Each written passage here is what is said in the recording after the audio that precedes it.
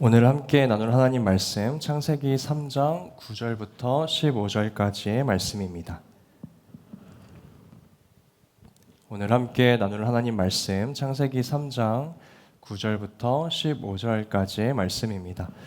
저부터 한 절씩 교독하고 마지막 절은 함께 합독하도록 하겠습니다. 여호와 하나님이 아담을 부르시며 그에게 이르시되 내가 어디 있느냐? 이르되 내가 동산에서 하나님의 소리를 듣고 내가 벗었으므로 두려워하여 숨었나이다. 이르시되 누가 너의 벗었음을 내게 알렸느냐? 내가 내게 먹지 말라 명한 그 나무 열매를 내가 먹었느냐? 아담이 이르되 하나님이 주셔서 나와 함께 있게 하신 여자 그가 그 나무 열매를 내게 주므로 내가 먹었나이다. 여호와 하나님이 여자에게 이르시되 내가 어찌하여 이렇게 하였느냐? 여자가 이르되 뱀이 나를 꿰므로 내가 먹었나이다. 여호와 하나님이 뱀에게 이르시되 내가 이렇게 하였으니 내가 모든 가축들의 모든 짐승보다 더욱 저주를 받아 배로 다니고 살아있는 동안 흙을 함께 읽겠습니다. 내가 너로 여자와 원수가 되게 하고 내 후손도 여자의 후손과 원수가 되게 하리니 여자의 후손은 내 머리를 상하게 할 것이요 너는 그의 발꿈치를 상하게 할 것이니라 하시고 아멘. 오늘도 살아계신 하나님 예배하기 위하여 한 자리에 모인 모든 청년부 지체들을 예수님의 이름으로 환영하고 축복합니다. 우리의 모든 예배와 영광 받기 합당하신 하나님께 박수로 큰 영광 올려드리면서 우리 청년부 예배 시작하도록 하겠습니다. 오늘은 내가 어디 있느냐라는 제목으로 함께 하나님의 말씀을 나눠보고자 합니다. 오늘날 우리는 참 많은 사람들과 연결되어 살아갑니다. 그걸 가장 쉽게 확인할 수 있는 방법이 SNS나 아니면 카카오톡, 나의 친구 목록을 살펴보면 확인할 수 있을 것 같습니다. 어제 제 카톡 목록에 있는 친구들의 숫자를 확인해 보니까 844명 정도의 사람들이 등록이 되어 있더라고요. 그리고 아내에게 여보는 얼마나 많은 사람들이 등록되어 있어? 라고 물어보니까 아내는 1022명 정도의 사람들이 등록되어 있는 것 같았습니다. 좀 사역자라는 특수성이 있는 것 같지만 아마 여러분들도 인스타나 유튜브나 여러 매체를 통해서 더 많은 사람들과 연결되어 살아가고 있으실 것 같습니다. 어떤 사람은 이러한 나와 연결되어 있는 사람의 숫자가 수백, 수천, 수만, 수십만 이렇게 넘어가는 사람들도 있을 수 있을 것 같습니다. 하지만 그 많은 관계 속에서 실제로 얼굴을 마주보고 마음을 나누고 그 관계 속에서 책임을 지며 살아가는 관계는 그렇게 많지 않다는 것도 아마 여러분들 공감하실 겁니다. 오늘날 우리는 사람들과 관계 맺는 숫자는 많아졌지만 그 책임을 지는 무게는 얕아지는 시대를 살아가고 있죠. 그런데 이러한 시대가 가진 특징이 또 하나 있습니다. 바로 관계를 끝내는 방식이 과거와 조금 달라졌다는 것인데요. 오늘날의 사람들은 나와 누군가의 관계를 끝낼 때 과거처럼 막 싸우고 따지고 크게 말하면서 그 관계를 끝내지 않습니다. 오히려 오늘날의 관계를 끝내는 방식은 속어의 방식이라는 것인데요. 이 속어라는 이 단어가 어딘 듯 낯선 듯 싶지만 또 익숙한 느낌이 있습니다. 어디서 들어봤을까요? 이 속어라는 단어. 아마 음속어라는 단어를 들으셨을 때 이 속어라는 단어를 들어보셨을 텐데요. 음속어라는 단어의 의미 자체는 소리가 나지 않게 오디오를 제거하는 기능을 의미를 하죠. 그래서 이 속어라는 말은요, 사라져서 없어지게 하다라는 의미를 가지고 있습니다. 그런데 오늘날 많은 사람들이 이 관계를 끊는 방식에 있어서, 방법에 있어서 이 속어의 방식을 사용하고 있다는 것이에요. 무슨 말이냐면 연락이 온 내용에 답장을 늦게 하고 카톡방을 조용히 나가고 스토리를 보지 않고 누군가의 연락처를 숨기고 차단하고 삭제하는 방식으로 오늘날의 사람들은 관계를 정리해 나간다라는 것입니다. 그러니까 오늘날 사람들은 이 관계를 정리하는데 뭐 얼굴이나 언어가 필요하지 않다라는 것이죠. 그런데 이렇게 관계를 끊는 여러 가지 모습 중에서도 대표적으로 아주 차갑고 아주 강력하게 이 관계를 끊는 두 가지의 방법이 있다라고 하는데요. 오늘 이 두 가지 방법을 여러분들과 설교 앞부분에서 나누고 이 두 가지 내용을 또 설교 뒷부분에서 함께 다뤄볼 예정이기 때문에 여러분들이 이 두 가지의 내용을 잘 기억해 주시면 좋을 것 같아요. 첫 번째, 관계를 끊어내는 가장 차갑고 강력한 방식. 자막을 하나 띄워봐 주실까요? 우리 맨 윗줄에 있는 문장을 함께 읽어봅시다. 시작. 상대방의 이름을 부르지 않는 것입니다. 여러분, 관계를 끊어내는데 왜 가장 강력한 방식이 상대방의 이름을 부르지 않는 것일까? 왜냐하면 이름을 부르는 순간 저 밑에 있는 세 가지의 일들이 일어나기 때문입니다. 첫 번째, 상대방의 이름을 부르면 그 사람과 나와의 관계가 있다는 것을 증명하게 됩니다. 우리가 누군가의 이름을 부른다는 건 내가 그 사람과 관계를 맺고 있다라는 증거이거든요. 그래서 관계를 끊어내는 사람은요, 상대방의 이름을 부르지 않으므로 자신이 상대방과 관계가 없다라는 것을 증명하고 싶어 한다는 것이죠.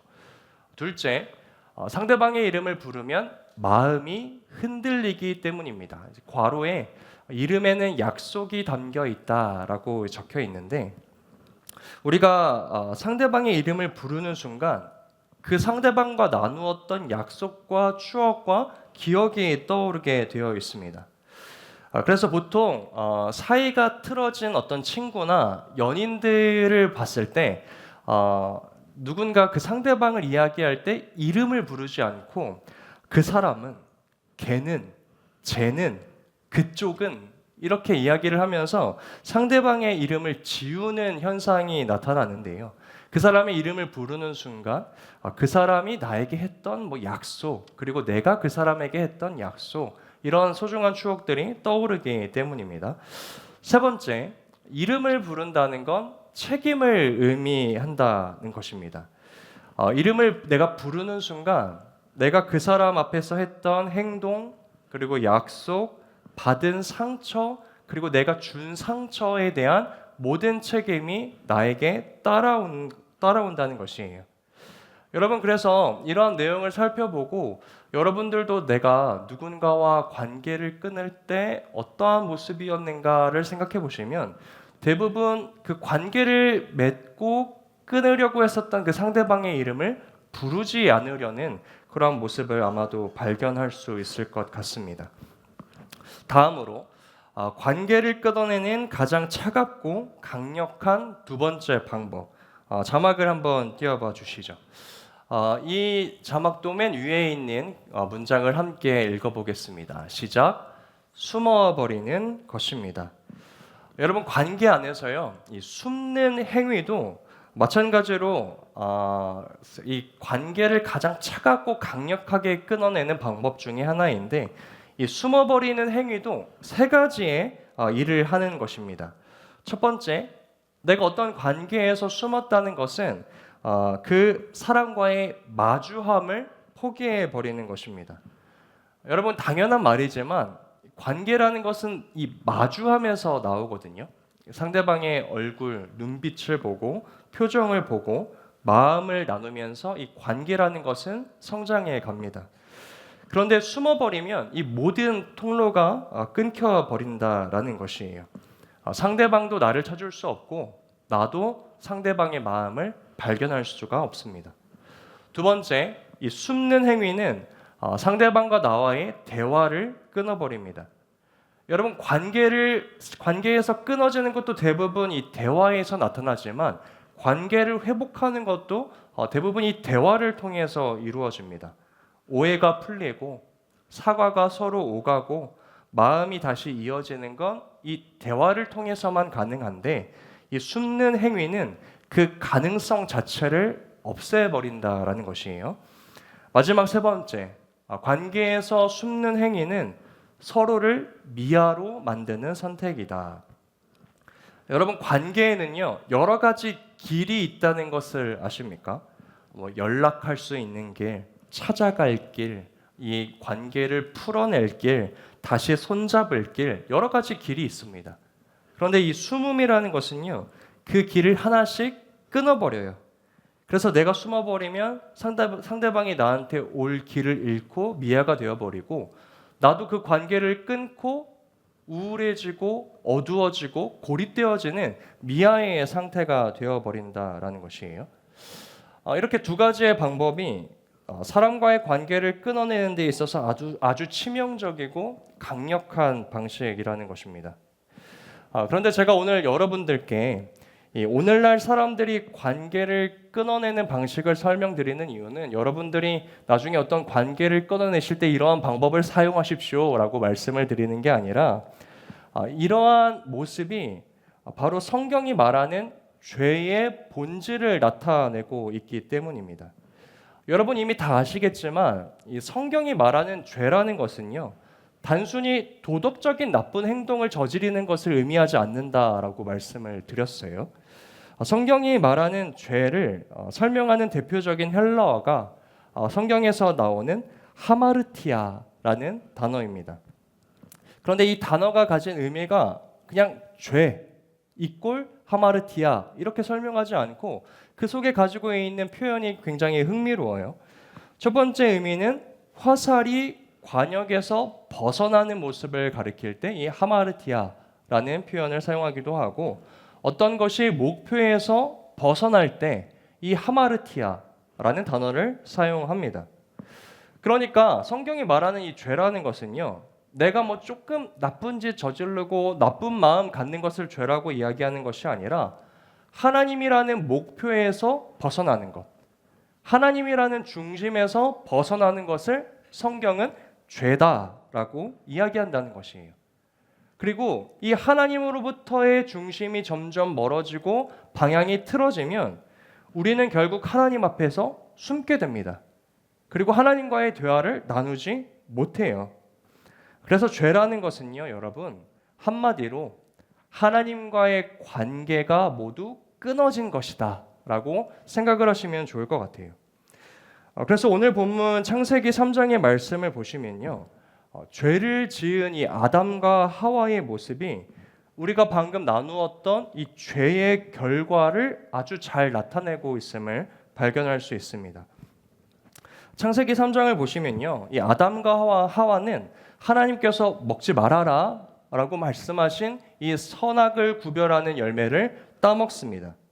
그리고 나서 이후에 이 아담과 하와가 어떻게 했는지 설명하고 있는 기록이 오늘 우리가 읽은 본문인데, 우리 창세기 3장 8절, 오늘 본문은 아니지만 바로 앞절에 있는 말씀 우리 한 목소리로 읽어보겠습니다. 시작. 그들이 그날 바람이 불 때 동산에 거니시는 여호와 하나님의 소리를 듣고 아담과 그의 아내가 여호와 하나님의 낯을 피하여 동산 나무 사이에 숨은지라. 여러분, 성경은요 이 죄를 지은 아담과 하와가 하나님 앞에서 무엇을 했는지 아주 정확한 한 단어로 기록하고 있습니다. 그들이 숨은지라. 여러분, 우리가 오늘 설교를 시작하면서 이 관계 안에서 숨는 행위라는 것은 관계를 끊어내는 아주 차갑고 강력한 방식 중에 하나라고 이야기를 나눴어요. 그리고 숨는다는 건 세 가지의 의미를 나타낸다라고 말씀을 드렸습니다. 첫 번째 뭐였죠? 마주함을 포기하는 것. 지금 아담과 하와는요, 죄를 지은 아담과 하와는 하나님을 마주하려고 하지 않습니다. 8절을 다시 보시면 낯을 피하여 라는 표현이 있는데, 단순히 나는 하나님의 얼굴 보지 않겠습니다 라는 이 정도의 의미가 아니라 하나님과의 대면 자체를 포기했다라는 의미예요. 나의 부족함, 나의 수치, 나의 문제를 해결하는 데 급급해서 이것에 모든 관심이 쏠려서 하나님, 저는 지금 하나님을 마주할 틈이 없습니다. 그럴 여유가 없어요 라고 이야기를 하고 있다는 것이죠. 이게 죄의 모습입니다, 여러분. 하나님을 마주하지 않게 되는 것. 나의 연약함, 나의 수치, 나의 문제에 중심이 맞춰져서 하나님을 그 중심 밖으로 밀어내는 것. 두 번째, 숨는 행위는 이 회복의 통로인 대화를 끊어버리는 것이다 라고 말씀을 드렸어요. 여러분, 죄를 짓기 전에 아담은요, 하나님께서 지으신 그 완전한 에덴 동산에서 하나님과 동행하면서 하나님과 교제하면서 충만함을 누리며 살아갔습니다. 아마 하나님의 이야기도 듣고 자신이 이 땅을 바라보면서 느끼는 묵상이나 하나님을 찬양하는 것들도 하나님과 대화를 나누면서 살아갔을 것이에요. 그런데 죄를 짓자 하나님의 음성을 듣고자 나아가지도 않고 하나님 앞에서 하나님 지금 제 상황이 너무나 어려워요. 위급해요 라고 말할 생각조차 않는다라는 것입니다. 아담은 죄를 지은 다음에 바로 하나님과의 대화를 끊어내고 숨고 있다라는 것이에요. 여러분, 이처럼 죄는 하나님 앞에서 우리의 말문을 막히게 합니다. 하나님 아버지라고 이름을 불러야 우리의 영혼이 사는데 그 하나님 아버지라는 그 한마디조차 내뱉기 힘들게 만든다라는 것이죠. 그리고 하나님의 말씀이 들려올 때 아유 듣기 싫어. 아유 지금 내 문제도 위급한데 이러한 마음을 갖게 하는 것. 하나님으로부터 멀어지게 하는 것이 죄의 모습이라는 것이에요. 세 번째, 관계에 있어서 숨는 행위라는 것은 서로를 미아로 만들어버리는 것이다 라고 말씀을 드렸어요. 8절의 말씀을 보면 아담과 하와가 동산 나무 사이에 숨었다라고 기록을 하고 있습니다. 여러분, 나무 사이라는 것이 다른 의미로 무엇을 말하나요? 하나님과 나 사이를 막는 가림막 또는 장벽을 의미합니다. 하나님과 나 사이에 지금 무언가를 세우는 것이죠. 그래서 하나님 여기까지 오지 마세요. 여기 이상 더 들어오시면 지금 제가 벌거벗고 있는 이 숯이 하나님께 들킬까 봐 두려워요. 하나님 이 문제, 하나님 말씀 어긴 거, 이 죄악 하나님 앞에서 드러날까 봐 무서워요. 그러니까 하나님 여기까지요. 여러분, 죄라는 것은요, 하나님께서 나의 삶에 완전히 개입하시지 못하도록 무언가의 장벽을 세우는 것이에요. 하나님 요 정도, 나의 가정 건드리지 마세요. 하나님 내가 꿈꾸고 있는 이러한 비전 건드리지 마세요. 내가 가지고 있는 어떠한 재물 건드리지 마세요. 중심에서 하나님을 밀어내는 모습이라는 것입니다.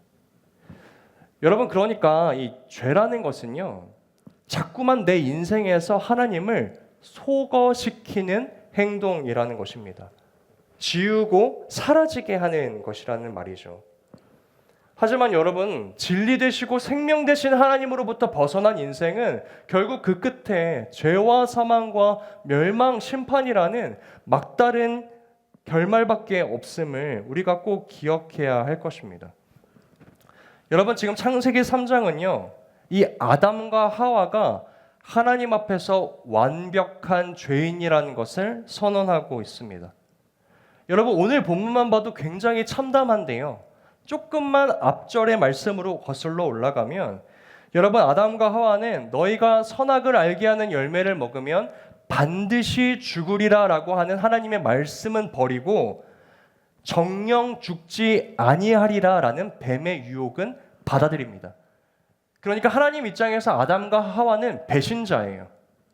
그리고 아담과 하와는 하나님께서 자신들에게 이미 모든 것을 주셨음에도 하나님 이걸로 부족해요. 이제 그 하나님의 자리까지 제가 가질게요. 이러한 마음으로 선악을 알게 하는 열매를 먹었다라는 것입니다. 하나님처럼 되고자 하는 교만함으로 선악과를 먹은 아주 교묘하고 영악한 인간들이 바로 이 아담과 하와라는 것이에요. 그러한 이 죄인들이 이제는 스스로 자신이 잘못한지도 모른 채 하나님으로부터 멀어져서 동상 나무 사이에 숨어 있었다라고 성경은 지금 이야기를 하고 있는 거예요. 그렇다면 여기에서 여러분들께 질문을 한번 드리고 싶습니다. 여러분들이라면 이런 관계 어떻게 하시겠습니까? 내 말을 버리고 다른 사람의 거짓을 붙잡은 사람, 배신자, 내 모든 것을 주었지만 내 자리까지 빼앗으려고 했었던 사람, 그리고 모든 회복, 모든 소망, 모든 관계를 끊고자 나를 떠나 스스로 숨어버린 사람이 오늘 여러분들의 곁에 있다면 여러분들 그 사람 어떻게 대하시겠어요? 아마 대부분의 사람들은 그 사람과 나와의 관계는 끝났다. 이제 당신은 저의 사람이 아닙니다. 등을 돌리고 그 사람의 이름을 가차없이 내 인생에서 지워버렸을 것입니다. 여러분, 하나님께서도요, 이러한 선택을 하신다고 해도 하나님께 그 누구도 하나님 어떻게 그러실 수 있습니까? 라고 대꾸할 수 있는 사람이 없었다라는 것이에요. 아담과 하와는 그렇게 하나님 앞에 자격 없는 자들이었다라는 것입니다. 여러분, 그런데 오늘 우리가 읽은 본문은 어떻게 시작합니까? 창세기 3장 9절의 말씀을 우리 한 목소리로 읽어보겠습니다. 여호와 하나님이 시작. 여호와 하나님이 아담을 부르시며 그에게 이르시되 내가 어디 있느냐. 여러분, 성경은요, 하나님께서 아담의 이름을 불렀다, 부르신다라고 기록해요. 우리가 앞서서 이야기를 나눴지만 누군가의 이름을 부른다는 것은 단지 호칭을 하는 것이 아니라 그 안에는 세 가지의 의미가 담겨 있다라고 말씀을 드렸습니다. 첫 번째, 누군가 상대방의 이름을 부른다는 건 그 사람과 나와의 관계가 있다라는 것을 인정하는 것이라고 말씀을 드렸어요. 다시 말하면 하나님이 지금 죄를 지은 아담의 이름을 부르시는 것은 여전히 그 죄를 지은 아담이 나와 관계 있는 자이다. 그 사람은 내가 이름을 지을 수 없는 사람이야. 여전히 나와 관계가 있는 사람이야 라고 말씀하시는 것이에요. 그래서 하나님은 아담에게 그 관계를 회복하기 위하여 아담아, 네가 어디 있느냐? 나는 너와 관계 있는 자인데 내가 너를 회복하기 원하는데 아담아, 너는 어디에 숨어 있느냐라고 지금 아담에게 묻고 계신다라는 것입니다. 여러분, 이 하나님의 말씀이 진리라면요, 오늘날에도 우리가 미처 하나님을 부르지 못하는 순간이 있을지라도 우리가 하나님 앞에서 철저하게 죄인된 모습으로 하나님을 떠나 숨어 있다라고 할지라도 하나님은 자신을 떠나 숨어 있는 그 자녀를 향하여 이름을 부르신다라는 것입니다. 나의 자녀, 나의 사람아, 네가 어디 있느냐? 하나님은 깨어진 관계를 회복하기 위하여 우리의 이름을 부르시는 하나님이라는 것이에요. 사랑하는 청년 여러분, 저는 오늘의 이 말씀이 여러분들 앞으로의 신앙의 여정에 큰 위로가 되기를 소망합니다. 내가 흔들려도 내가 믿는 하나님은 나를 향하여 흔들리지 않으신다. 내가 포기해서 하나님을 향하여 떠나 숨어 있을지라도 하나님께서는 그 숨어 있는 인생을 찾아 다가오신다. 여러분, 성경의 인물들은요, 이러한 믿음으로 살아갔습니다. 대표적인 인물 중에 한 명이 바로 바울이에요. 우리 로마서 8장 37절과 39절까지의 말씀 우리 한 목소리로 읽어보도록 하겠습니다. 그러나 이 모든 일에 시작. 그러나 이 모든 일에 우리를 사랑하시는 이로 말미암아 우리가 넉넉히 이기느니라. 내가 확신하노니 사망이나 생명이나 천사들이나 권세자들이나 현재일이나 장래일이나 능력이나 높음이나 깊음이나 다른 어떤 피조물이라도 우리를 우리 주 그리스도 예수 안에 있는 하나님의 사랑에서 끊을 수 없으리라. 아멘. 사랑하는 청년 여러분, 성경이 선포하고 있는 바 하나님과 나의 관계는 인간의 힘과 노력으로 유지되는 것이 아니라 하나님이 먼저 다가오셨고 하나님이 먼저 부르셨고 하나님께서 먼저 찾아오셨기 때문에 이 관계가 유지되고 있음을 선언하고 있다라는 것입니다.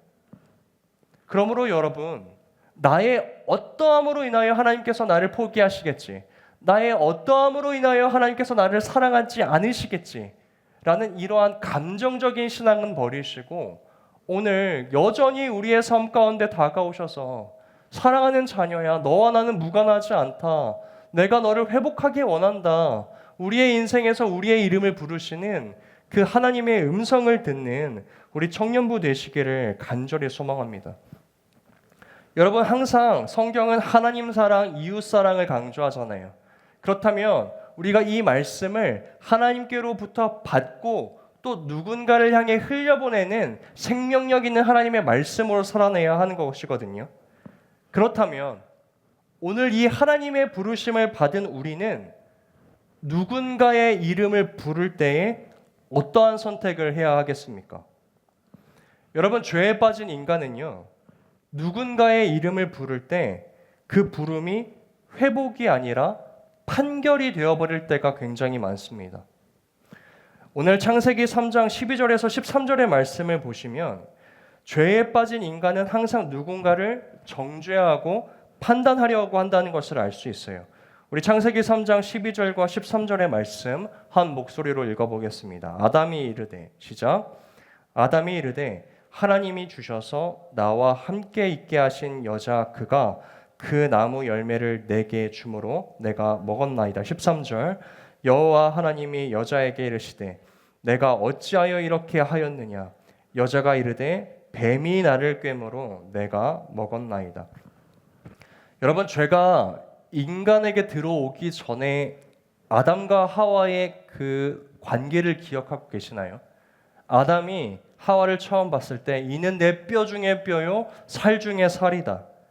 여러분, 이것은요, 너와 나는 하나이다라는 연합과 내가 당신을 신뢰합니다라는 표현이었어요. 그런데 죄에 빠진 아담과 하와의 관계가 어떻게 바뀝니까? 상대를 회복시키고 살리는 관계가 아니라 소거시키는 관계로 변해버린다는 것입니다. 나에게 책임이 없고 당신에게 책임이 있고 이 모든 문제를 당신이 떠안으세요. 그리고 나의 관계 앞에서 사라져 주세요. 지금 아담과 하와는 그렇게 상대방의 존재를 부르고 있다라는 것이에요. 하나님께서 내게 주신 그 여자가 내게 이 열매를 먹게 했습니다. 하와는 하나님, 저 뱀이 나에게 이 열매를 먹게 했습니다. 여러분, 우리 또한 마찬가지예요. 여러분들은 누군가를 살리기 위하여 상대방의 이름을 부르고 계십니까?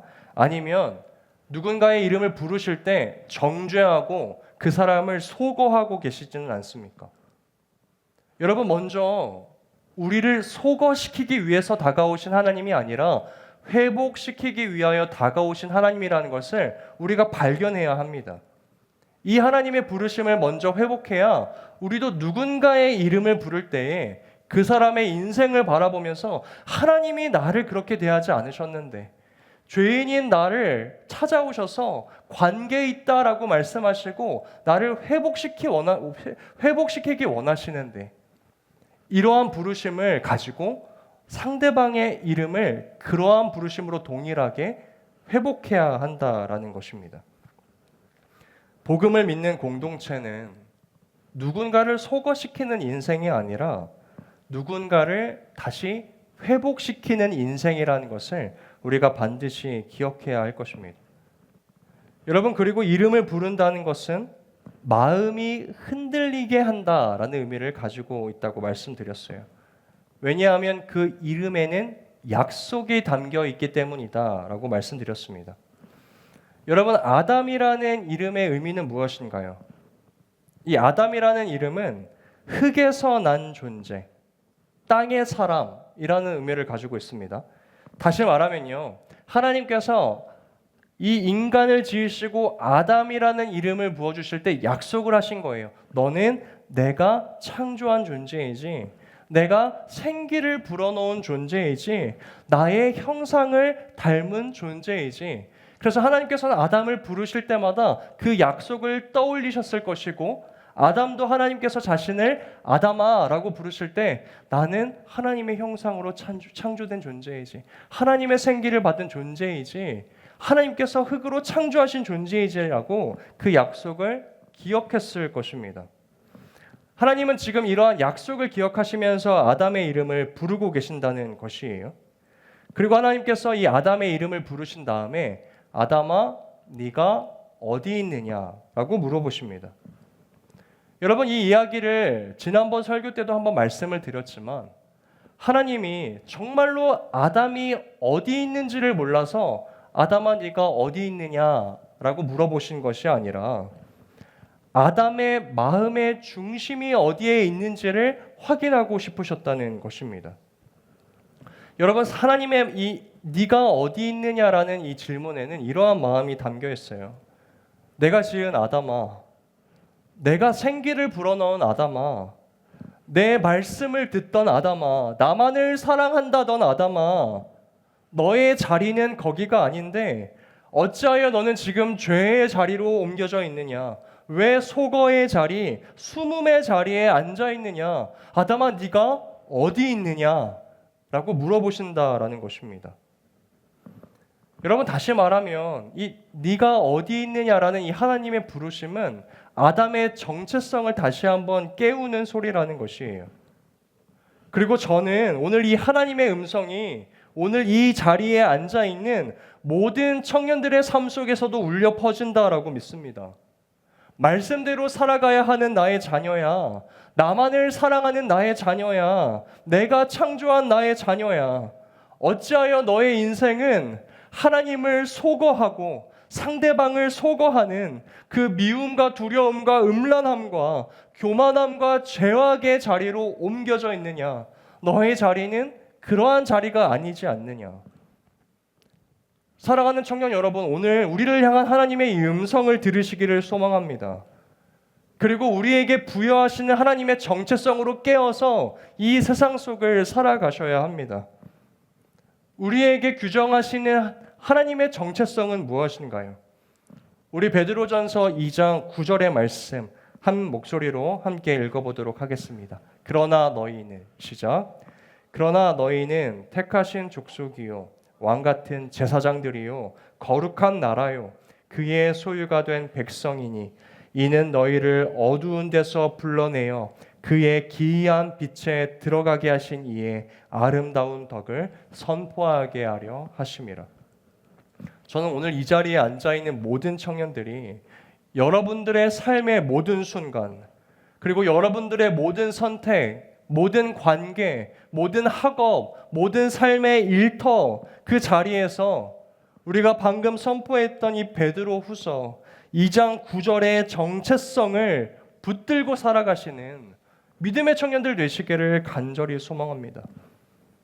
내가 하나님 앞에서 이러한 존재이지, 내가 머물러야 할 자리는 절망의 자리가 아니지, 내가 나누어야 할 대화는 험담과 낙담의 대화가 아니지, 상대방을 소거시키는 대화가 아니지, 이러한 정체성이 우리 청년부 가운데 날마다 회복되기를 소망합니다.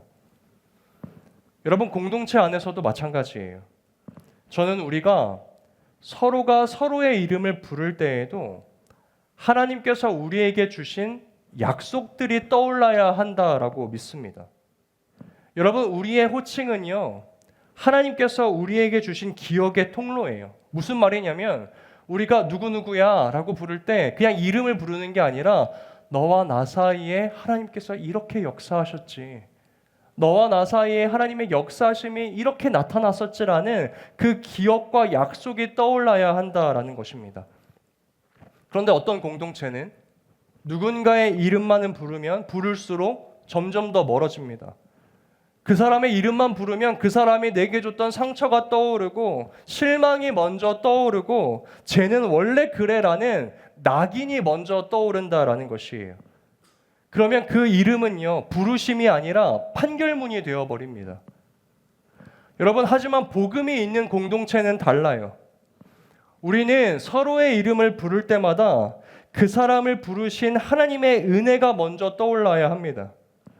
그 사람의 이름을 부를 때마다 우리가 함께 나누었던 말씀, 함께 눈물 흘려 붙들었던 기도의 제목, 함께 지켜냈던 거룩함, 말씀에 대한 순종, 하나님께서 우리 공동체 안에 역사하셨던 그 놀라운 일들이 누군가의 이름을 부를 때마다 떠올라야 한다라는 것이에요.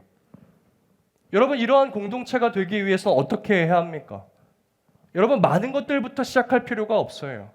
먼저 나 한 사람이 하나님이 내게 부여하신 정체성을 붙잡고 살아가야 한다라는 것입니다. 저 사람의 이름을 부를 때마다 그 사람이 기도의 자리에서 무릎 꿇고 눈물을 흘렸던 모습이 떠올라야 하고, 저 사람의 이름을 부를 때마다 저 사람이 말씀을 붙들고 그 말씀에 철저하게 순종하기 위하여 발버둥 쳤던 모습이 떠올라야 해요. 여러분, 우리 한 사람 한 사람은 누군가에게 그러한 이름의 기억으로 불려지고 있습니까? 어떠세요, 여러분? 나라는 존재는 누군가 내 이름을 부르기만 하면 누군가를 험담하고 낭망하고 절망시키는 그러한 존재의 이름으로 변질되어 있지는 않습니까? 아담아, 내가 창조한 나의 자녀야. 네가 왜 거기에 있느냐? 이 하나님의 부르심의 음성을 듣고 먼저 나의 정체성을 회복시키시고 나와 관계 맺는 모든 사람들과의 관계에서도 나의 이름이 불려질 때마다 하나님의 약속이 떠올라지고 하나님의 살아계심이 드러나고 말씀에 대한 순종과 발버둥침이 보여지는 그러한 인생들 살아가시는 믿음의 청년들 되시길 간절히 소망합니다. 마지막 세 번째, 이름을 부른다는 건 책임을 가진다라는 것을 의미한다고 말씀드렸어요. 여러분, 이름을 부른다는 것은요, 그 사람과의 관계에 있어서 내가 책임지겠다라는 뜻이 함께 담깁니다. 여러분, 아이러니예요. 죄를 지은 사람은 하나님을 피해 숨었는데 거룩하신 하나님께서 그 인간을 부르시며 내가 너의 그 죄의 대가를 책임질게 라고 말씀하시며 다가오십니다. 오늘 본문 창세기 3장 15절의 말씀은요, 이 하나님의 책임이 얼마나 구체적이고 얼마나 결정적인지를 드러내고 있어요. 우리 창세기 3장 15절의 말씀 한 목소리로 읽어보겠습니다. 내가 너로, 시작. 내가 너로 여자와 원수가 되게 하고 여자의 후손과 원수가 되게 하리니 여자의 후손은 내 머리를 상하게 할 것이요 너는 그의 발꿈치를 상하게 할 것이니라 하시고. 여러분, 성경에서 이 창세기 3장 15절을요 원시복음이라고 부릅니다. 함께 따라해 볼까요? 원시복음. 무슨 의미일까요? 원시복음.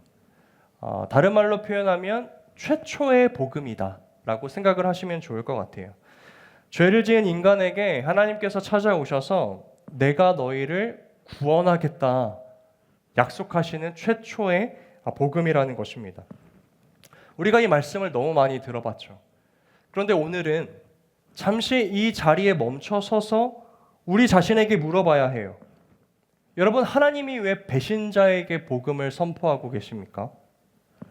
왜 죽을 수밖에 없는 죄인의 인생 가운데 다가오셔서 그 인생을 책임지겠다라고 말씀하세요? 여러분, 오늘 이 창세기 3장 15절의 말씀이 우리의 현실이 되기 위해서는 하나님께서 자신의 하나밖에 없는 독생자 아들 예수 그리스도를 이 땅에 보내시고 그가 조롱받고 살이 찢기고 피를 흘리고 십자가 죽음이라는 고통을 당해야 한다는 것을 하나님께서는 아셨습니다. 그것이 하나님께서 말씀하시는 책임이었어요. 그런데 왜 그런 귀한 복음을 굳이 자신을 배신하고 죄 많은 인간의 이름을 부르시며 아담아 아담아 네가 어디 있느냐라고 말씀하시며 우리에게 허락하시냐라는 것이에요. 여러분, 사람은요 상대가 변하지 않으면 멈추고 상대가 상처를 주면 멈추고 상대가 나의 기대를 배신하면 멈춥니다. 그런데 하나님께서는 이 창세기 때부터 오늘날에 이르기까지 단 한 번도 내가 사랑할 만해서 사랑하신 적이 없어요. 하나님의 사랑은요 항상 내가 너를 사랑하기로 선택했기 때문에로 시작합니다. 이 기준과 언약을 어기신 적이 없으신 분이 바로 우리 하나님이라는 것이에요. 여러분, 오늘 하나님께서는 자신이 세운 이 언약에 무책임하지 않기 위하여 자신을 떠난 아담의 이름을 부르면서 그에게 다가오신다라는 것이에요. 여러분, 신앙이라는 것은요 뜨거운 감정만이 있는 것이 아닙니다. 만약에 하나님께서 우리를 감정으로 대하셨으면요 인간은 그 죄악 앞에서 하나님 앞에 서 있을 수 없었을 것이에요. 하나님은 언약에 기초하여 우리에 대한 사랑의 책임을 지시는 분이시다라고 이 창세기 3장 15절이 선포하고 있다는 것이에요. 그렇다면 사랑하는 청년 여러분, 우리가 오늘 하나님 앞에 회복해야 할 모습도 뜨거운 신앙의 모습이 아니에요. 신앙의 뜨거운 감정이 아니라는 것입니다. 여러분, 대부분 우리의 신앙이 흔들리는 이유는 하나님을 향한 말이 부족해서가 아니에요. 하나님, 제가 얼마나 사랑하는지 아시죠? 하나님을 위하여 이렇게 살아가겠습니다. 하나님, 저한테 이것만 허락해 주시면 제가 이렇게 살아갈게요. 여러분, 우리가 말은요 너무나도 잘합니다. 수많은 말씀을 하나님께 드리고 있어요. 그러나 오늘 우리의 신앙 가운데 가장 필요한 모습은 한 말씀, 하나님께 드린 한 고백을 끝까지 놓지 않는 책임감이라는 것입니다. 그러므로 오늘 이 말씀을 통하여서 우리가 회복해야 할 모습이 무엇이에요? 말씀에 대한 충실하고 책임 있는 반응입니다. 쉽게 말하면 여러분, 하나님, 제가 주님 앞에 회개합니다. 주님보다 다른 것들을 더 사랑했었던 나의 삶을 회개합니다. 라고 하나님 앞에 고백했으면 여러분, 그 한 고백을 주님 앞에 붙드셔야 해요. 하나님, 하나님께서 나의 주인이신 줄로 믿습니다. 제가 말씀대로 살아가길 소망합니다. 라고 고백했다면 여러분, 그 한 말씀을 하나님처럼 언약에 기초하여 책임감 있게 하나님의 이름을 부르시면서 나아가셔야 해요. 그래서 때로는 삶이 흔들려도 하나님을 사랑하기 때문에 예배의 자리에 나오는 것이고, 때론 나의 상황이 너무나 힘들어도 기도가 나오지 않을 때에도 하나님을 사랑한다라고 말씀하였기 때문에 무릎을 꿇고 기도하는 것이고, 유혹이 다가와도 하나님 앞에 사랑한다라고 고백했기 때문에 그 유혹을 한 걸음 물러서서 바라볼 수 있는 신앙의 책임감이 오늘 우리의 신앙에도 필요하다라는 것입니다. 여러분, 그렇다면 한 걸음 더 나아가야 되죠. 하나님과 우리의 관계를 바라보았으니까 항상 말씀은 나와 이웃과의 관계를 향해서도 생명력 있게 흘러가야 한다.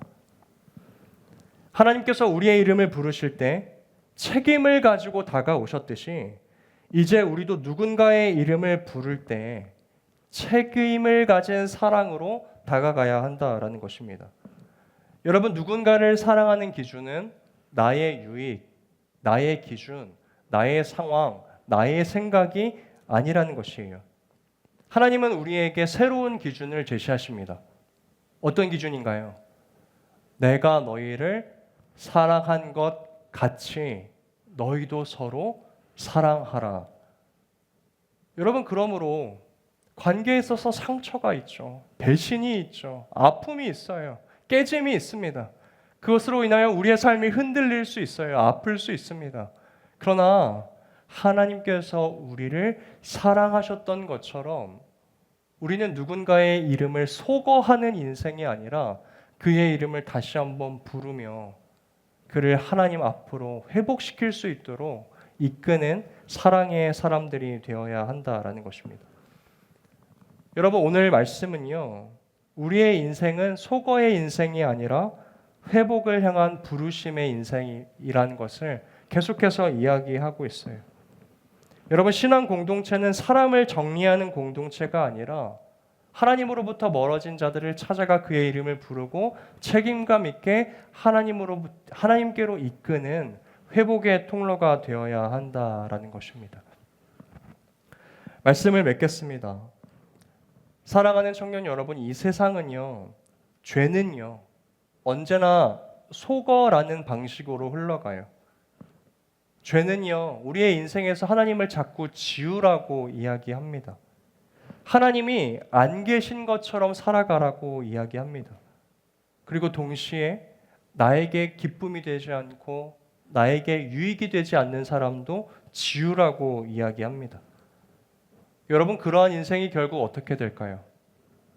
나를 고립시키고 죄 가운데 가두고 서로를 미아로 만듭니다.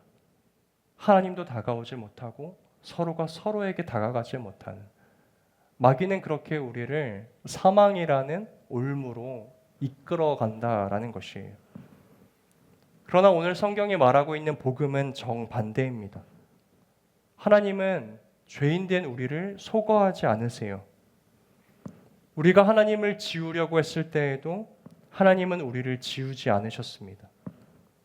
우리가 하나님을 떠나 숨어 있었을 때에도 하나님은 등을 돌리지 않으셨어요. 우리가 하나님의 얼굴을 피하고 싶어 할 때도 하나님은 우리를 향한 발걸음을 멈추신 적이 없는 분이라는 것입니다. 오히려 하나님은 우리를 찾으시고 우리를 부르시고 우리에게 다시 구원의 길을 열어주신 분이십니다.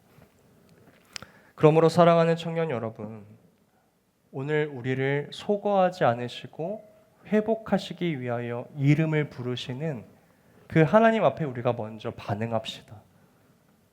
오늘 하나님이 네가 어디 있느냐라고 물으실 때 하나님, 저는 이제 하나님께로 돌아가기 너무 늦은 것 같아요. 저의 평생이 하나님 그저 교회 출석만 하고 돌아가는 인생이었습니다.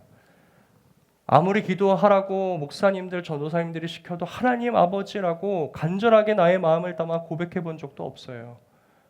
여러분, 이러한 모든 모습들이 동산 안에 숨어있는 아담과 하와 같은 모습입니다. 그러나 여전히 아담아 네가 어디 있느냐?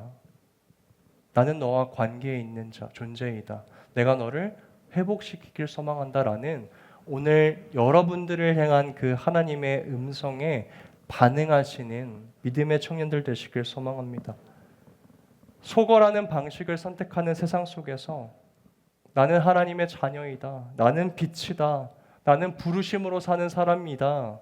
정체성을 회복하시고 나를 책임지신 하나님처럼 누군가의 인생 가운데 다가가 그의 이름을 불러주며 사랑으로 회복으로 초대하는 믿음의 청년들 되어주시기를 간절히 소망해요.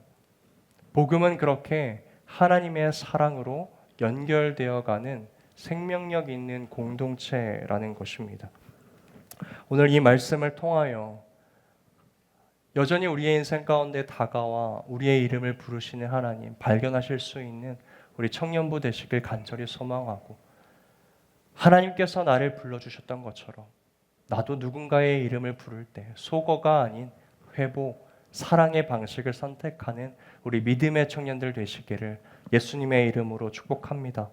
우리 들은 말씀 기억하며 함께 사랑한다 말씀하시니 찬양 고백하였으면 좋겠습니다. 찬양의 가사에 이러한 고백이 있더라고요. 아무런 자격 없는 나에게, 아무런 소망도 없는 나를 위해 사랑한다 사랑한다 사랑한다 말씀하시는 주님.